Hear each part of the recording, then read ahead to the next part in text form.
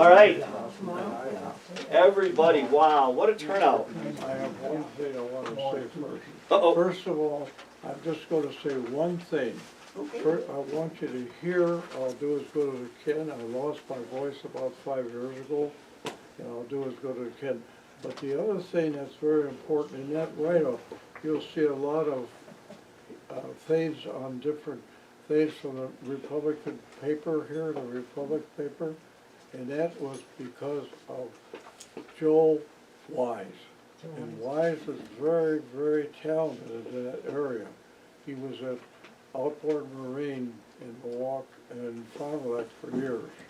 And he's a talented guy. And people don't realize he's very low key, very Irish.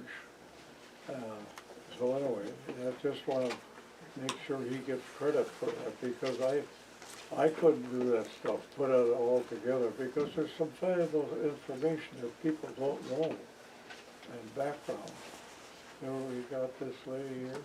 Yep. Come on up. She's the newspaper reporter from the Republic. You were just talking I about the didn't know Republic. that. Yep. I was just talking about your good paper. As you know, Joe Wise put a lot of that, we got a lot of his stuff in here. In fact, he gave me the nice book, the Canadian book too, and I was very pleased that that was a gift to me. See, I always look for cash flow. Yeah. You're very smart. Okay. Okay, so first of all, thank you for coming, everybody. I just want to do two things to kick off. One is, we have such good turnouts at these, but sometimes we kind of lose track of who is at what, so I'm just going to pass around this little sheet, and when it comes around, just sign your name on it and pass it around, get it all the way to the back, and then we'll kind of know who all was here for Dan's talk. So that's the first thing I'm going to do, but I'll hand this out in just a minute. Second thing I want to talk about before I introduce Dan is, he's going to talk about something called the Canadian Club. Anybody ever hear of the Canadian Club here? Okay, well, back in 2020, there was a book put out about the Canadian Club. And we've had this book at our gift shop in the museum for the last 5 years. It hasn't hit the New York Times bestseller list, let's just put it that way. So I've got a stack of 10 of them up here. If you're interested in the Canadian Club, and you're interested in learning more about what Dan's got to say about it, you can come up here and take one of these, okay? If you want to give us a donation, you can do that, but otherwise, the people here are the ones who are probably the most interested in it. I want to make sure this book gets out and gets read, because Dan says a lot of good things about this book, and I read it, and it's very interesting. And I don't even know any of the people in it. So that's the Canadian Club book. Afterwards, you can come up and get a copy of that. All right, I'm going to introduce my friend Dan Priske. I've known him about, I don't know, a couple weeks now, Dan? Spent a few hours driving around in his car, learning all about different things, and he's quite a man. You're going to learn about that as we go. He's handed out, he's good enough to give you like a hard copy of a lot of the stuff he's going to talk about today. So if you're not able to hear everything, or you want to go back and think about it or read about it later, those are all yours to keep. Compliments of Dan, as is the Irish blessing. But I'm going to kick off the talk with a little paragraph that Dan wrote, and then I'm going to turn it over to Dan. So, Dan says, this talk today is possible because of Marge Balajic, Mike Goulet, who gave me the questions to be answered, and Sue Gore. I don't see Sue here yet. Sue Gore, who asked me to do the talk. This could not have been done without special help from my loving wife, Carol. Carol, would you stand up, please? Oh. Hi, Carol. She's a Port Washington product, by the way. She's from Port Washington, but we still like her. Dan says, Carol is very smart, hardworking, and a wonderful wife and mom to her children. And I couldn't have done it without her. Yes. And by the way, today is our 36th wedding anniversary. So how about a round of applause? Before we start answering questions, I would like to discuss some very special friends who helped me over the years and also helped Princeton in many ways.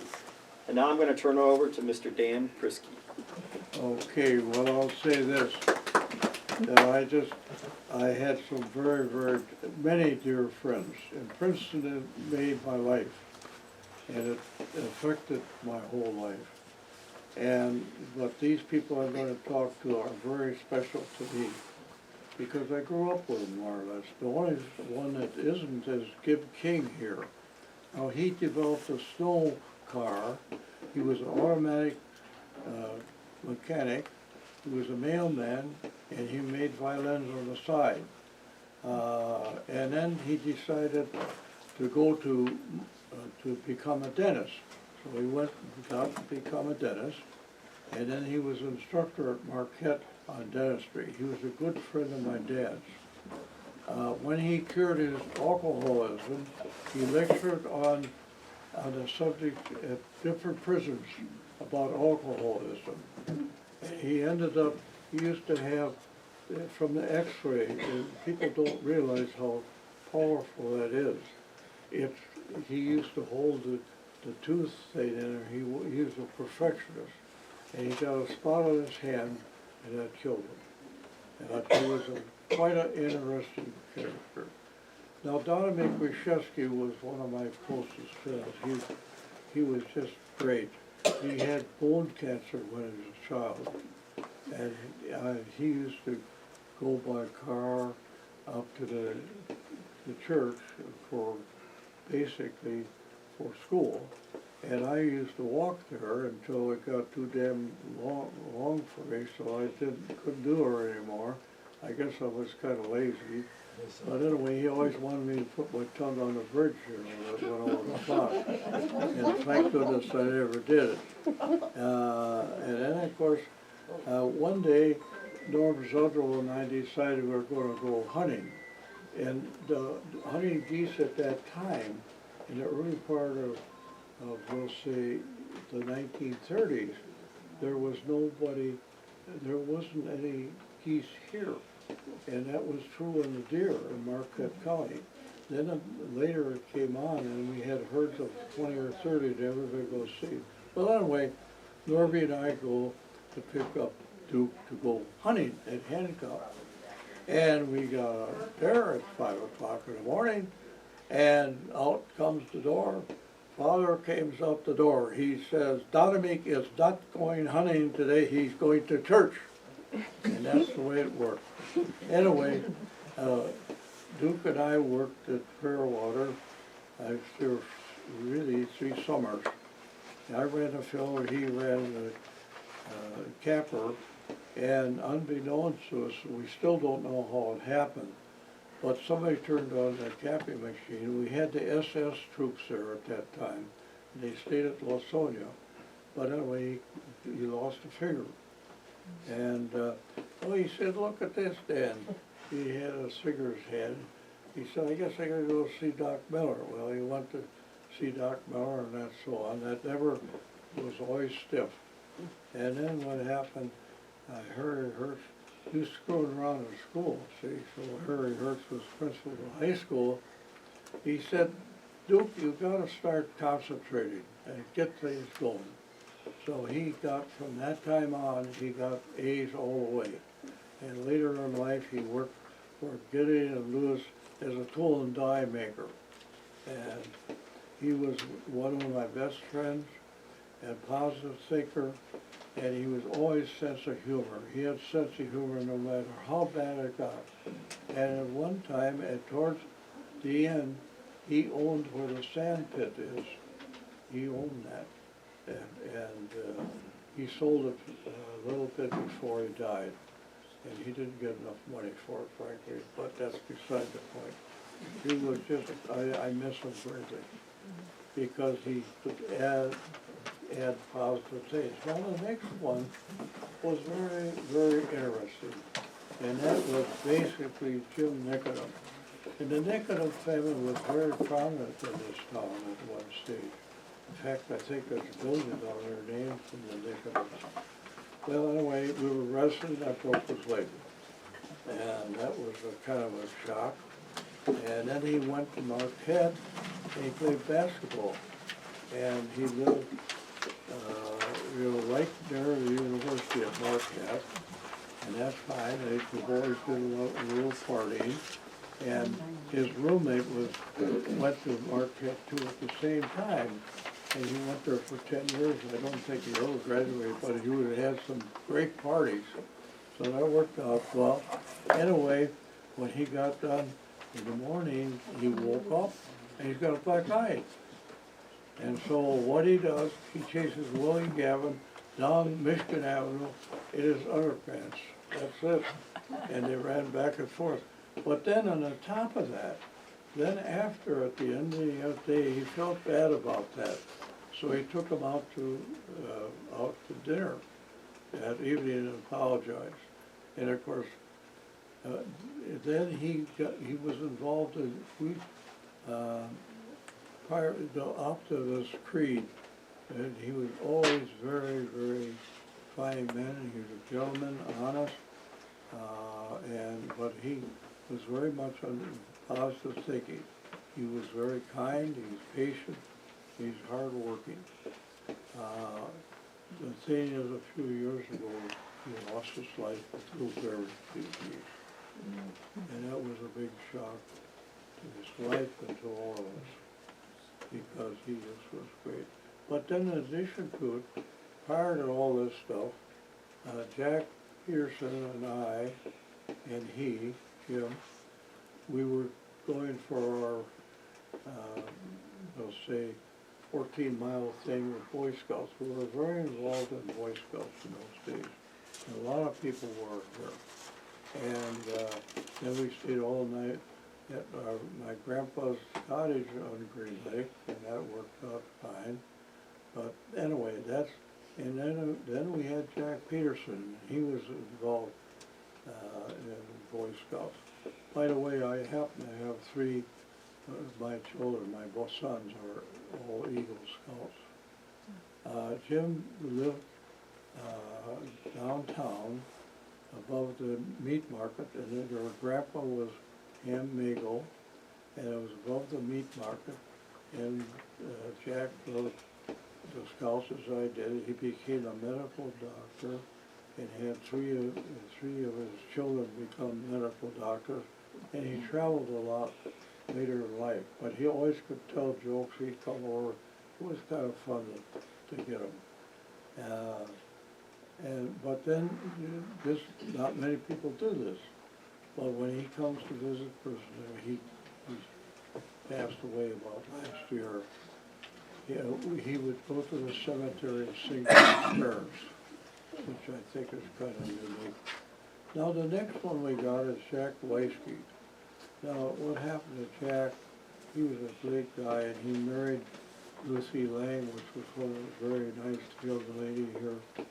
But his dad got killed in a car accident. He was owner of a Ford garage, and he was killed. But Jack became a member of the Canadian Club later, and he was 20 years, at least 20 years in the Army.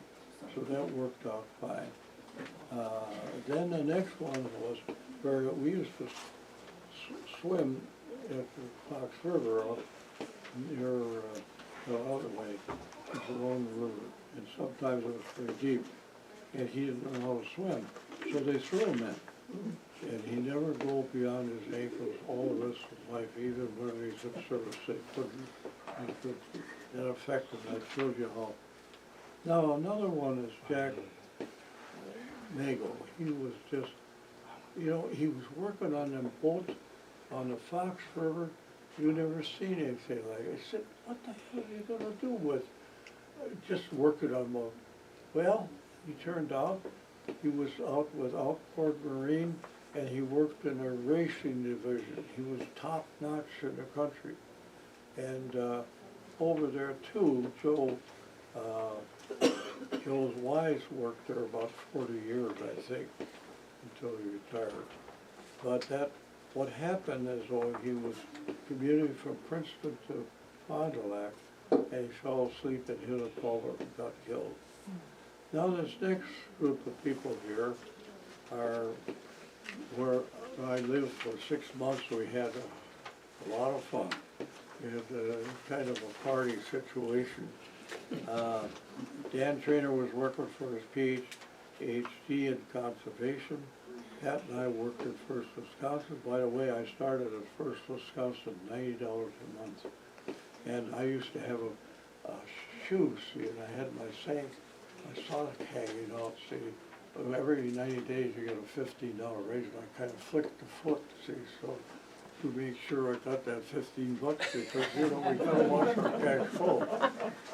And then, of course, Pat Stern, he also, besides becoming president of, vice president at First Wisconsin, he worked Summerfest, I think, for at least 10 or 20 years.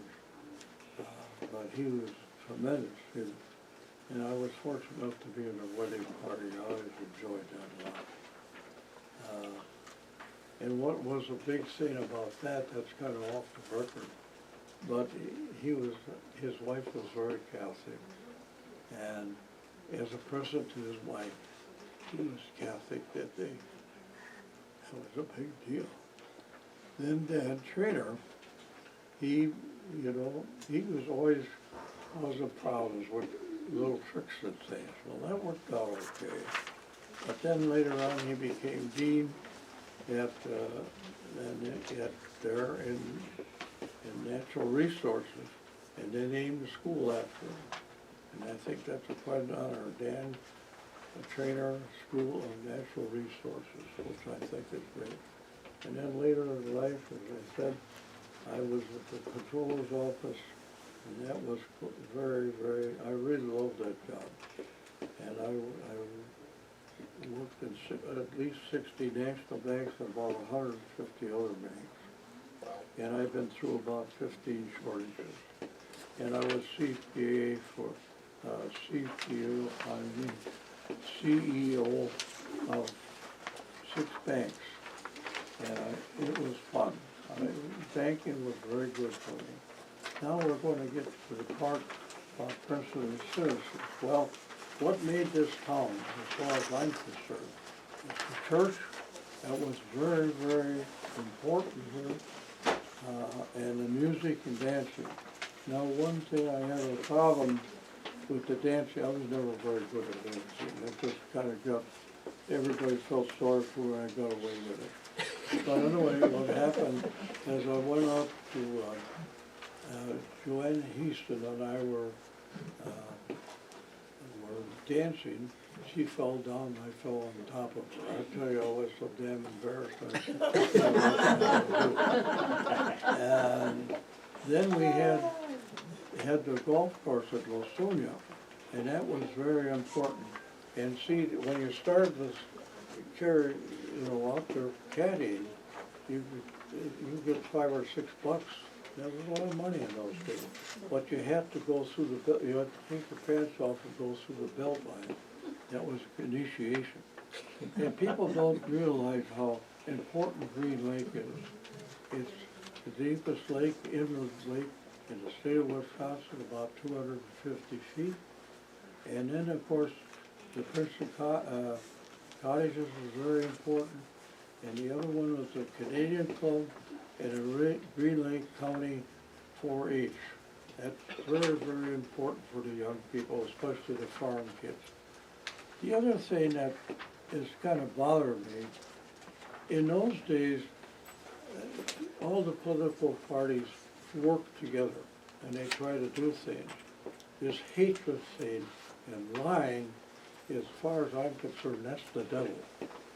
And I really get this sort of, and the way they spend money, there's just no way.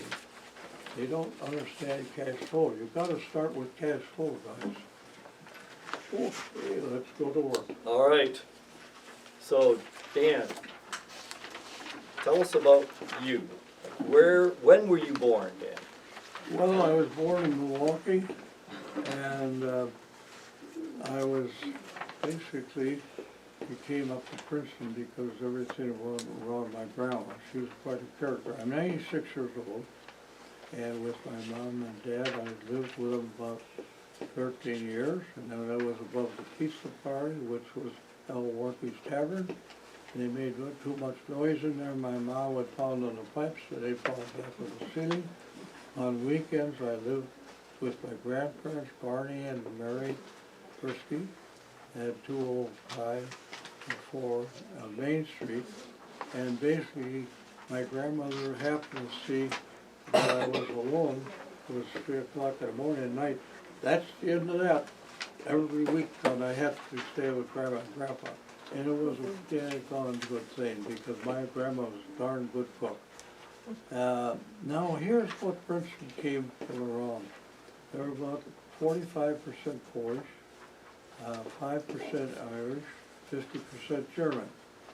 The Polish and Irish farmers were on the west side of Princeton, and the Germans were on the east side.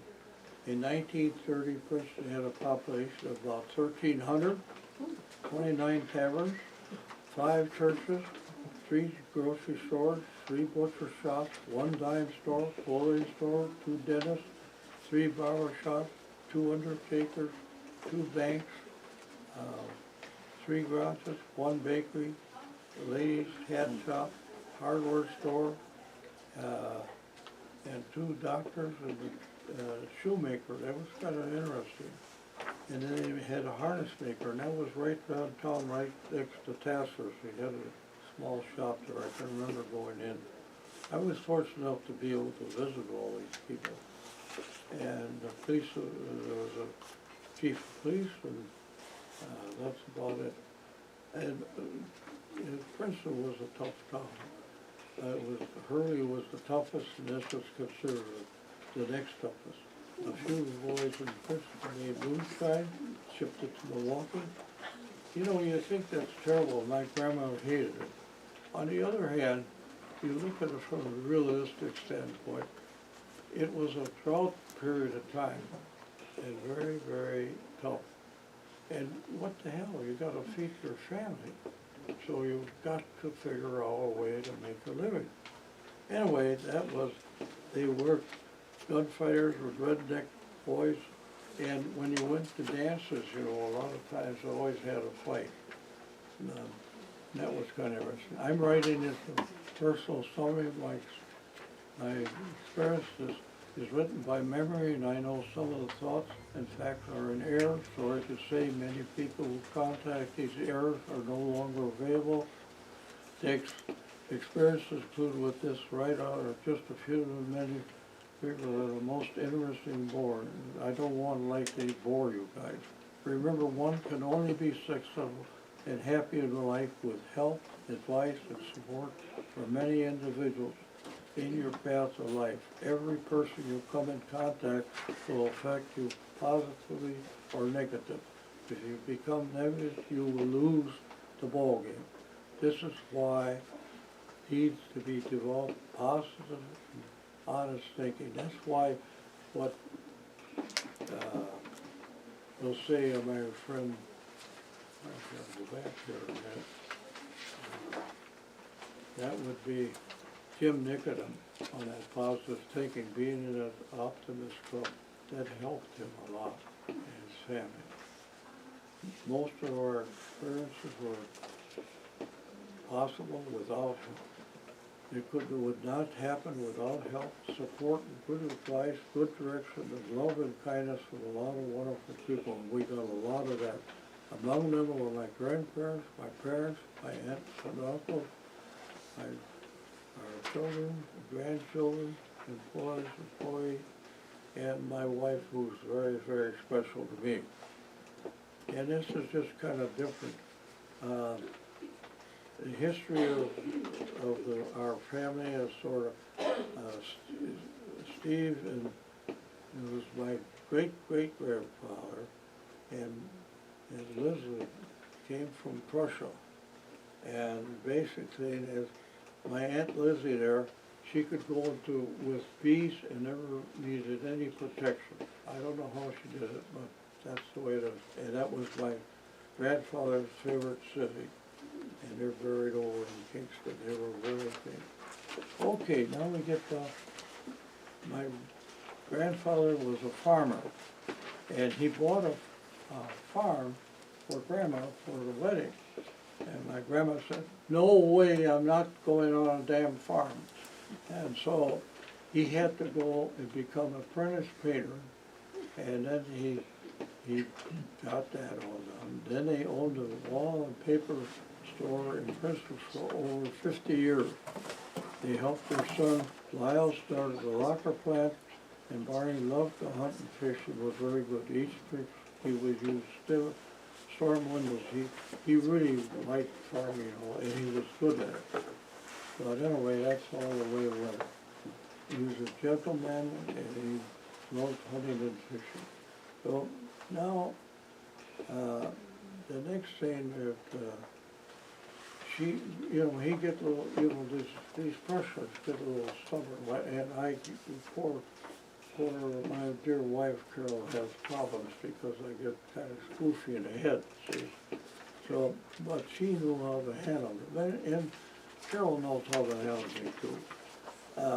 She was a farm girl, went to Chicago for high school where she wrote a nice article in Chicago Tribune, but it got lost along the way. She was a school teacher in the town of St. Marie, was a very proud woman, and an excellent cook. From age of 3 to 10, I spent every Saturday and Sunday night with them. On Sunday, we would work together. We'd go to Bath, go to confession, listen to the radio. We used to listen to the high-end Grenadiers. On Sunday, we'd go to church, have breakfast, all of our friends. They used to make networks too. We ate dinner. Grandma always had people there. But anyway, what she was afraid when I was going to get married, that he was Prussian. I was like, oh, right. I don't know if my family will accept the Prussian. The Irish are very, very set their ways, and we didn't have many here. But anyway, my dad was tough.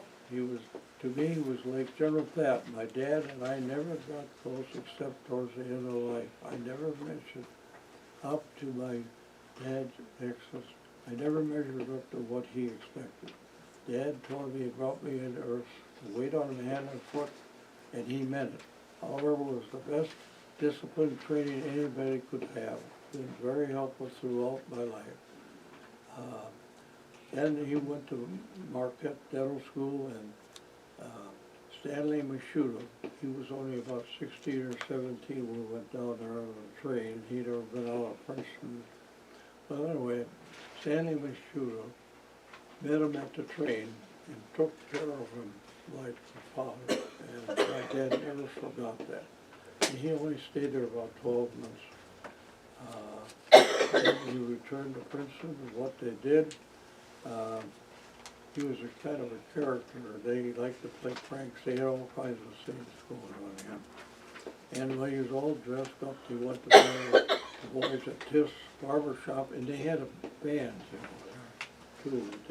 A lot of these band was very important here when I was a boy, and they had them all over the place. But anyway, he went down there, and he was all dressed up in his suit, and he got a bucket of water over him. And he didn't go back there for 6 months. Anyway, by the way, I picked up a trumpet. I played a little bit. I was terrible, but anyway, I played trumpet. I got trench mouth.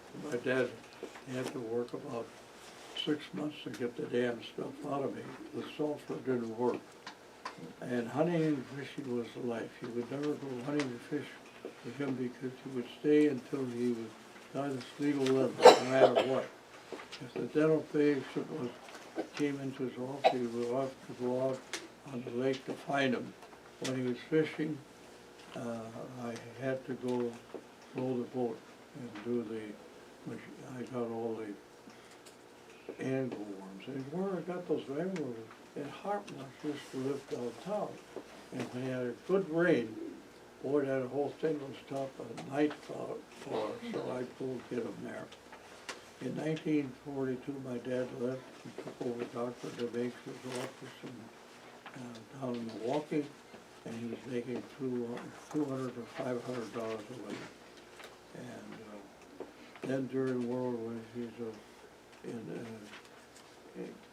lieutenant commander, and afterward he worked with cancer throughout. Then we're going to skip that part. Barney and Mary, his parents, paid $10,000 for Marquette dental education. That was a lot of money for that. My dad, you would never lie to my dad, because if you did, you would never forget it. Some of the savings, some laws were meant to be broke, but it does not cost any more to feed a good dog as a bad dog, but the final result will be quite different. Always remember, like, nothing is free, no pay, no eat. Dad gave me good advice. Dan, be sure to get a trade or profession. Remember, the more I give you, the weaker you become. The week before Dad died, I was down with him. He told Dan, I'm going to die next week from cancer. And what I do, don't breathe for me, because my life has been very good. It's only natural for all. So he died on the 4th of July in 1992. Now, I had another person that they probably should never have been married. My mother was a coal miner's daughter, and my grandfather from her family died of coal miners, just when he was 50 years old. But he did get, he got a job as a railroad conductor in Iowa. Mother was 18 and Dad was 19 when they got married. And as a young person, was great in mathematicians, worked for minor shoe company, and then later on she came up and joined the Priske handcraft. And she could crochet, she used to make tablecloths, she could do all kinds of stuff. And she was, they either liked her or didn't like her. I mean, there was no in between. And she was a great player, very strong-willed, no shoes. She always liked black and white. And then she had a Cadillac, and then she got a Lincoln Continental. She never made more than $12,000 a year. I don't know how the hell she did it. But anyway, with the Lincoln Continental, her cousin was head of Lincoln Continental in Detroit, and that's how she got that. And Priske had seen that car, and he said, I want one like that. So my mother got that from. She loved dancing and doing a little drinking at these old. When I was 3 years old, my grandmother and my mother had a fight, all about church. They never spoke again until 1943, and that was a challenge for me to try to please these two goofy people, because they were strong-willed. They were probably pretty much alike. Anyway, you just ignore it all.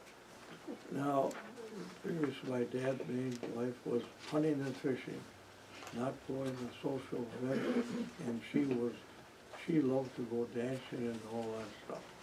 So anyway, that went on, and my dad never paid any money to my mother. He gave her the house, but he bought that in a month and paid for it a month. And to keep afloat, my mother had